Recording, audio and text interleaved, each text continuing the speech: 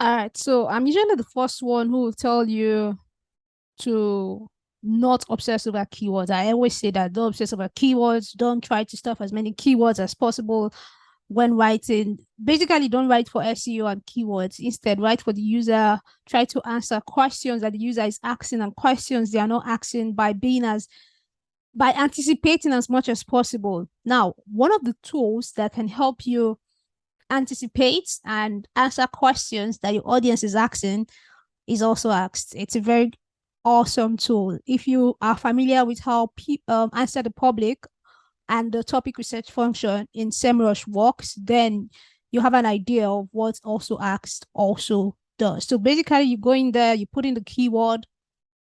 I think, yeah, you put in the keyword, change the location, put language, and there are two ways to do the search. You can do the standard search depth, or you can do the deep search. Now, the difference between the two of them is that the standard search goes 2 levels deep and returns approximately 25 results, 25 questions, while the deep search goes 3 levels deep and returns around 100 questions.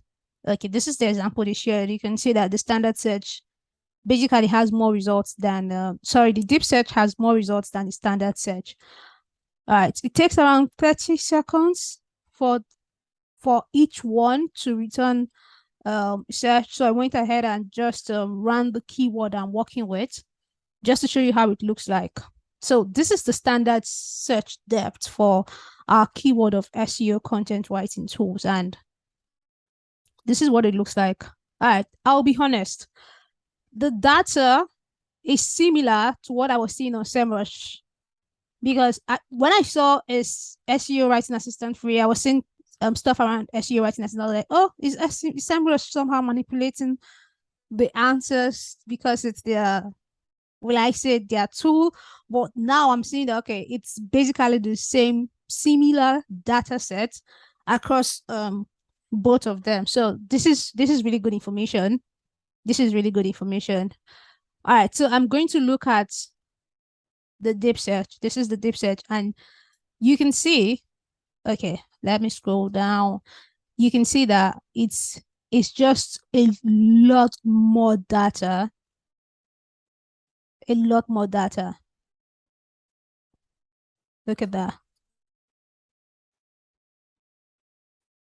Oh, this is a lot. This is a lot. Yeah. All right, so look at this. What type of content is best for SEO? How can I now it's okay. Now, how much of this is useful to the content that I'm writing? Because it's one thing for a tool to fetch data, it's another thing for the data to be useful. I think a lot of this is not very useful for what I'm writing, but it might also be that it's the keyword. So I think if I was doing a search for, will I say, a more direct keyword, I might be getting different results.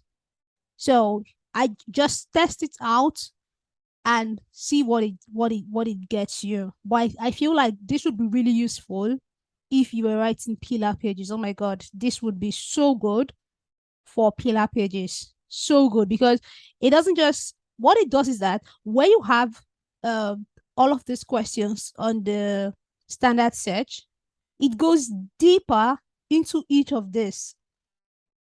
Look at that. So you have is SEO writing assistant free. Where do we have that? Here. Look, it on the standard search, it just ends here. But on the deep search, it goes deeper to find people also ask questions. Under each of those, we like call it subsets of people also ask questions. So it's just a lot more information. So it's up to you to, will I say, narrow the list to what information you want to take to use when writing content. But this is good. This is really good to have. So try it out, subscribe to a plan. I would definitely advise subscribing to the plan that includes deep search instead of just doing the standard plan, especially if you write pillar pages.